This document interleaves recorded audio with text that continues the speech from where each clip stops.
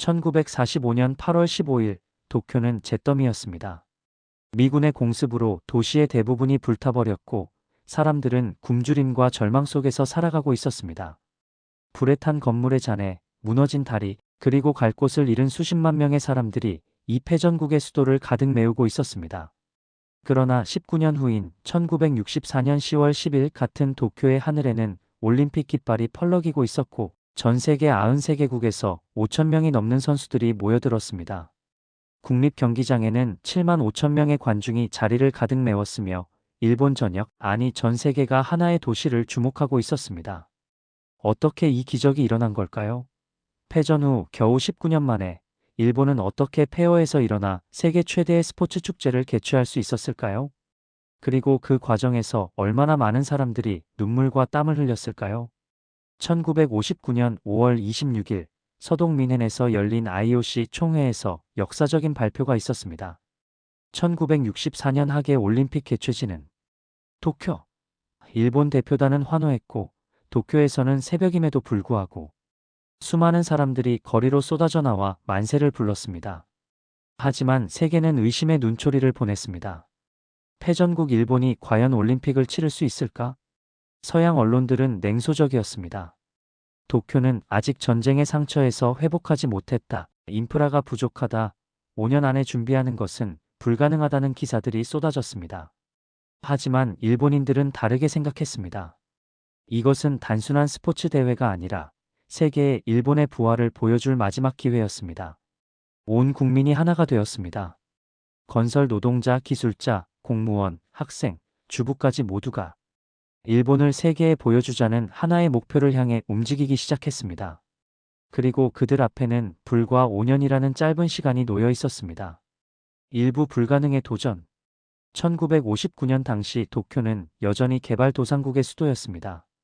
포장되지 않은 도로가 많았고 교통체증은 심각했으며 상하수도 시설도 불완전했습니다. 하네다 공항은 작았고 호텔은 턱없이 부족했으며 무엇보다 도쿄와 다른 도시를 연결하는 고속교통수단이 전혀 없었습니다. 일본 정부는 긴급대책회의를 소집했습니다. 수상을 비롯한 강료들, 도쿄도 지사, 그리고 올림픽 조직위원회 위원들이 모여 5년간의 마스터 플랜을 논의했습니다. 필요한 것은 너무나 많았습니다. 경기장, 선수촌, 도로, 지하철, 공항 확장, 호텔. 그리고 한 가지 야심찬 계획이 제안되었습니다. 도쿄와 오사카를 3시간 안에 연결하는 초고속 열차를 만들자. 이것이 바로 신칸센 계획이었습니다. 당시 도쿄-오사카 구간은 특급 열차로 6시간 30분이 걸렸는데 이것을 3시간으로 단축한다는 것은 최고 속도 210km/h 이상을 내야 한다는 의미였습니다. 세계 어느 나라도 시도하지 않은 속도였고 많은 전문가들이 무모하다, 위험하다, 예산 낭비다라고 반대했습니다. 하지만 1959년 4월 도카이도 신칸센 건설이 시작되었습니다.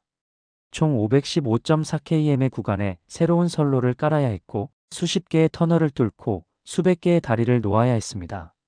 예상 공사비는 3,800억 엔으로 당시 일본 국가 예산의 상당 부분을 차지하는 막대한 금액이었습니다. 공사는 24시간 계속되었습니다. 낮에는 수천 명의 노동자들이 땅을 파고 철로를 깔았으며 밤에는 조명을 켜고 콘크리트를 부었습니다. 위험한 작업이었고 안타깝게도 공사 중 수십 명이 목숨을 잃었습니다. 후지산 근처의 터널 공사에서는 낙반 사고가 발생해 7명이 사망했고 다리 건설 중에는 추락 사고가 끊이지 않았습니다. 기술진들도 전례 없는 도전에 직면했습니다. 시속 200km가 넘는 속도에서 안전하게 운행하려면 선로의 정밀도가 밀리미터 단위로 정확해야 했고 신호체계도 완전히 새로 개발해야 했습니다. 일본국 유철도의 엔지니어 시마 히데오는 밤낮 없이 설계도를 수정했고 때로는 현장에서 직접 측정하며 문제를 해결해 나갔습니다. 한편 도쿄에서는 또 다른 기적이 진행되고 있었습니다. 건축가 단계 겐조가 설계한 요요기 국립경기장 건설이었습니다. 그는 일본 전통 건축의 곡선미와 현대 건축 기술을 결합한 혁신적인 디자인을 제안했는데 거대한 지붕이 케이블로만 지탱되는 구조였습니다. 서양의 건축가들은 고개를 저었습니다. 케이블만으로 그 무게를 지탱한다고? 불가능하다. 지진이 많은 일본에서 그런 구조는 위험하다고 비판했습니다. 하지만 단계와 그의 팀은 포기하지 않았습니다. 수백 번의 구조 계산을 반복했고 축소 모형을 만들어 실험을 거듭했습니다. 1963년 요요기 체육관에 케이블을 설치하는 날이었습니다. 수십 톤의 무게를 견뎌야 하는 케이블들이 하나씩 연결되었고 현장의 모든 사람들이 숨을 죽이고 지켜보았습니다. 혹시라도 계산이 틀렸다면 전체 구조가 무너질 수 있었습니다. 마지막 케이블이 연결되는 순간 건축가 단계는 눈을 감고 기도했습니다. 그리고 성공했습니다. 지붕은 완벽하게 제자리를 잡았고 세계는 이 아름다운 건축물에 찬사를 보냈습니다. 도쿄 곳곳에서는 도로 공사와 지하철 공사가 동시에 진행되었습니다. 올림픽 개최까지 남은 시간은 점점 줄어들고 있었고 공사는 더욱 빨라졌습니다. 먼지가 날리고 소음이 울려 퍼지고 교통체증은 더욱 심해졌지만 도쿄 시민들은 불평하지 않았습니다. 오히려 우리가 조금만 참으면 된다. 일본의 미래를 위한 것이다라며 서로를 격려했습니다. 시간은 빠르게 흘렀습니다. 1960년, 1961년, 1962년, 1963년. 올림픽 개최일인 1964년 10월 10일이 점점 가까워지고 있었습니다. 그리고 가장 중요한 프로젝트인 신칸센은 여전히 완공되지 않은 상태였습니다. 이부 국민 총력전. 1964년 초 신칸센 건설은 막바지에 접어들었지만 문제가 속출했습니다. 겨울 동안 동결된 땅이 예상보다 공사를 지연시켰고 일부 구간에서는 집안 치마가 발견되어 보강 공사가 필요했습니다. 더욱 심각한 것은 예산이었습니다. 당초 3,800억 엔으로 예상했던 공사비는 이미 5천억 엔을 넘어섰고 국회에서는 이대로 가다가는 국가 재정이 파탄난다는 비판이 쏟아졌습니다. 프로젝트 총책임자였던 일본국 유철도 총재소가 신지는 엄청난 압박에 시달렸습니다. 언론은 그를 예산 낭비의 주범이라고 비난했고 정치인들은 올림픽 전에 개통 못하면 책임지라고 협박했습니다. 밤마다 불면증에 시달렸고 체중이 10kg 가까이 빠졌지만 그는 현장을 매일 돌아다니며 노동자들을 격려했습니다. 우리는 반드시 해낼 것입니다. 일본의 미래가 우리 손에 달려 있습니다. 1964년 7월 드디어 첫 시험 운행이 시작되었습니다. 모든 눈이 이 역사적인 순간을 지켜보고 있었습니다. 신칸센이 천천히 움직이기 시작했고 속도를 높여갔습니다. 시속 100km, 150km, 180km.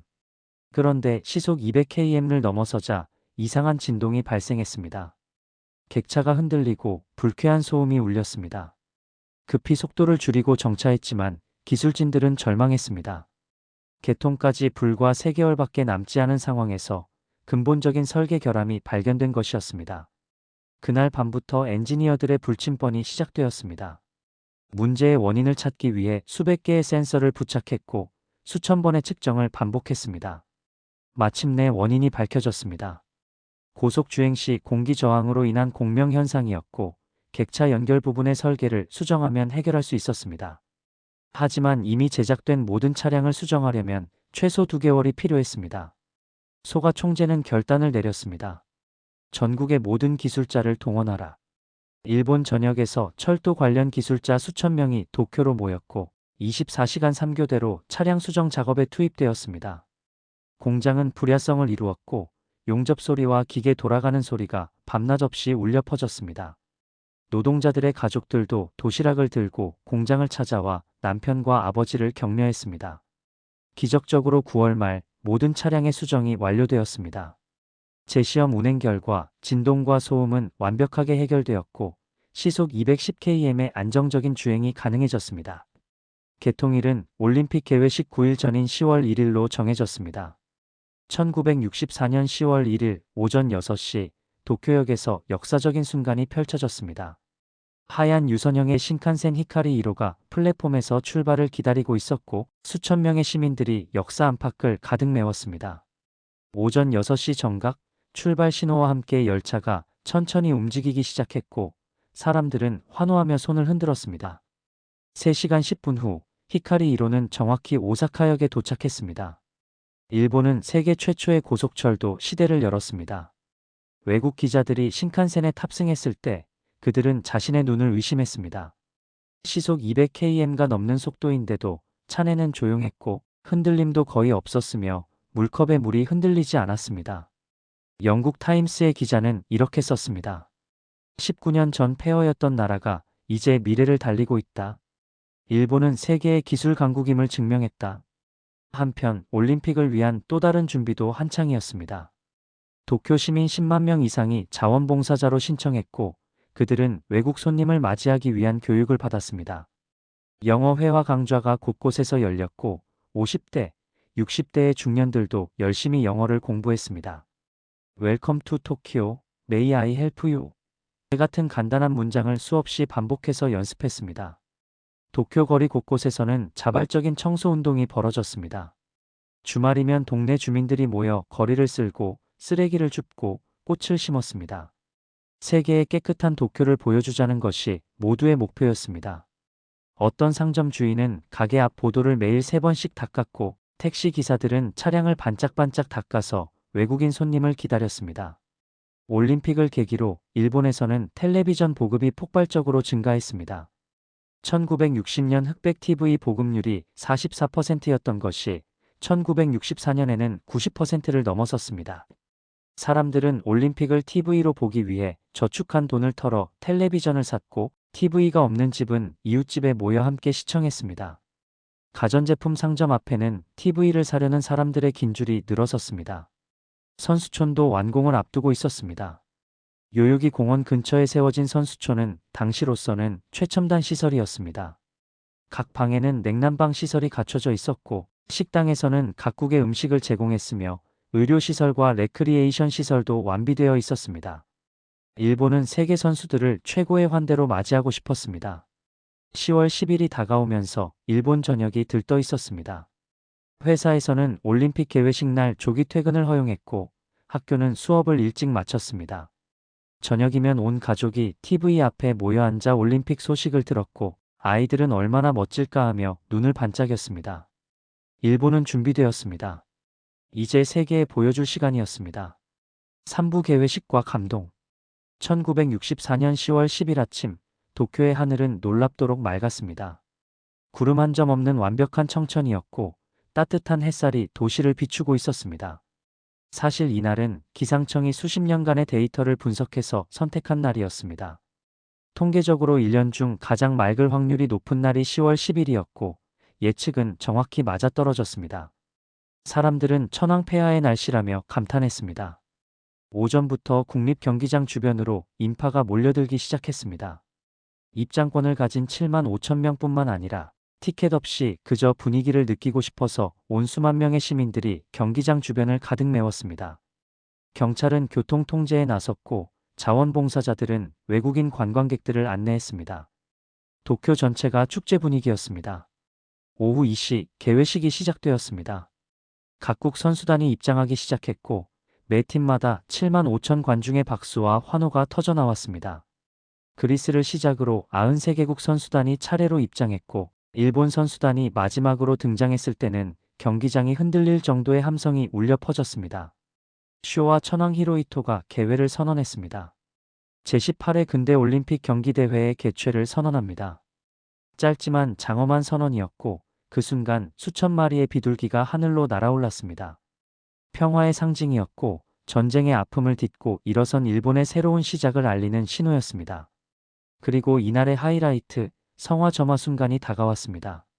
성화는 그리스 올림피아에서 출발해 아시아 여러 나라를 거쳐 일본에 도착했고 일본 전역을 돌며 수백만 명의 환영을 받았습니다. 이제 마지막 주자가 성화대에 불을 붙일 차례였습니다. 경기장의 모든 시선이 트랙 입구에 집중되었습니다. 그때 한 젊은이가 성화를 들고 나타났습니다. 사카이 요시노리, 당시 19세의 와세다 대학 육상 선수였습니다. 그가 트랙을 달리기 시작했고 카메라가 그의 얼굴을 클로즈업했을 때 전 세계가 그의 이야기를 알게 되었습니다. 그는 1945년 8월 6일 히로시마에 원자폭탄이 투하된 바로 그날 태어났습니다.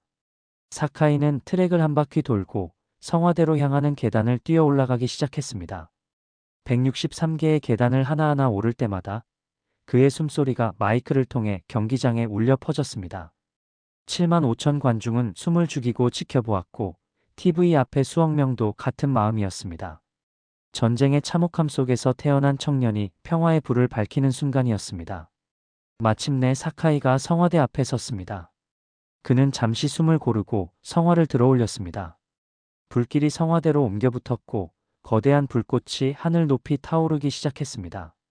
그 순간 경기장의 모든 사람이 일어나 박수를 쳤고 많은 이들이 눈물을 흘렸습니다. 일본 전역에서, 아니 전 세계에서 사람들이 TV를 보며 함께 울었습니다. 경기장에 있던 한 노인은 손수건으로 눈물을 닦으며 중얼거렸습니다. 우리가 해냈구나. 정말 해냈어. 그는 1945년 도쿄 대공습에서 집을 잃고 가족을 잃었던 사람이었습니다. 19년 전 잿더미 속에서 일본은 끝났다고 절망했던 그가 지금 올림픽 성화가 타오르는 것을 보고 있었습니다. 올림픽 기간 동안 일본은 많은 감동을 선사했습니다. 특히 여자 배구 결승전은 온 국민을 열광시켰습니다. 일본 대 소련, 동양의 마녀들로 불리던 일본 여자 배구팀과 세계 최강 소련의 맞대결이었습니다. 다이마스 히로부미 감독의 살인적인 훈련을 견디고 이곳까지 온 선수들은 모두 낮에는 방직 공장에서 일하는 노동자들이었습니다. 결승전은 접전이었습니다. 소련은 프로 선수들로 구성된 팀이었고 체격도 훨씬 컸습니다. 하지만 일본 팀은 포기하지 않았습니다. 빠른 속공과 완벽한 수비로 맞섰고 마침내 3-0으로 승리를 거두었습니다. 금메달이었습니다. 경기가 끝나자 선수들은 코트에 주저앉아 울었고 관중들은 기립박수를 보냈습니다. 밤 늦은 시간이었지만 일본 전역에서 만세 소리가 울려 퍼졌습니다. 그날 밤 일본의 모든 가정에서는 축제가 벌어졌습니다. 아버지는 만세를 부르며 술잔을 들었고 어머니는 눈물을 흘리며 박수를 쳤으며 아이들은 뛰어다니며 기뻐했습니다. 우리가 이겼다. 일본이 세계 최강을 꺾었다. 전쟁 후 처음으로 일본인들은 자신들의 나라를 진심으로 자랑스러워했습니다. 사부 그 후의 이야기. 10월 24일 폐회식이 열렸습니다. 2주간의 열전이 끝나고 각국 선수들은 아쉬운 작별을 나눴습니다. 일본은 금메달 16개, 은메달 5개, 동메달 8개로 종합 3위를 기록했습니다. 하지만 메달보다 더 중요한 것을 얻었습니다. 세계의 인정과 존경, 그리고 무엇보다 일본인들 스스로의 자신감이었습니다. 해외 언론들의 반응은 놀라웠습니다. 미국 뉴욕타임스는 일본의 부활을 확인했다고 썼고 영국 가디언은 19년 만의 기적, 일본이 세계에 보여준 것이라고 보도했습니다. 프랑스 르몽드는 올림픽 역사상 가장 성공적인 대회라고 평가했고 독일 언론들은 일본의 기술력과 조직력에 경의를 표한다고 썼습니다.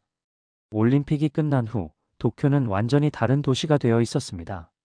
포장된 도로, 정비된 지하철, 현대적인 건물들. 하지만 가장 큰 변화는 눈에 보이지 않는 것이었습니다.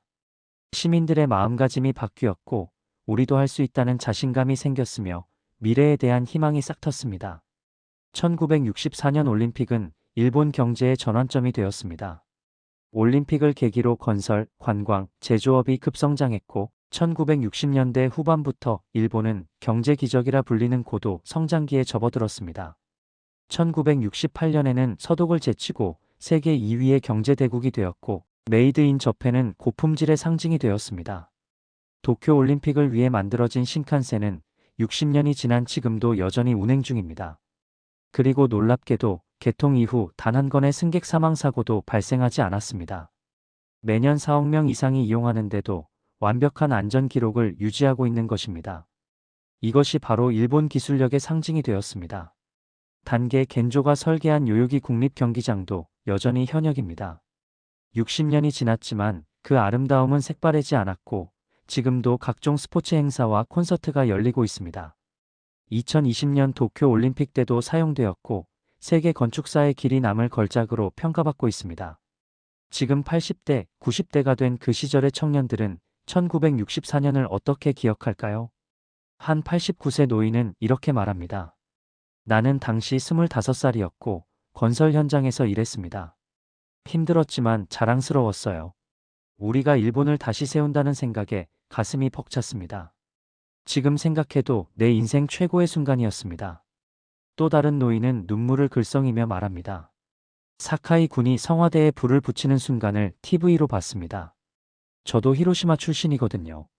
원폭으로 가족을 잃었습니다. 그 아이가 계단을 오를 때 우리 모두가 함께 오르고 있다는 느낌이 들었어요. 어둠에서 빛으로, 전쟁에서 평화로.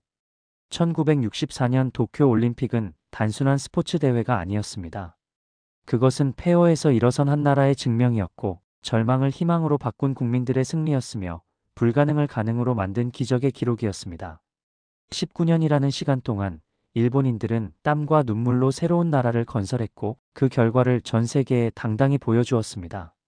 오늘날 도쿄는 세계에서 가장 발전된 도시 중 하나입니다. 하지만 그 화려한 빌딩 숲 밑에는 1964년 그 뜨거웠던 여름과 가을의 기억이 깃들어 있습니다. 신칸센을 탈 때마다, 요요기 체육관을 지날 때마다 사람들은 그때를 떠올립니다. 우리가 해냈구나. 우리는 할 수 있었구나.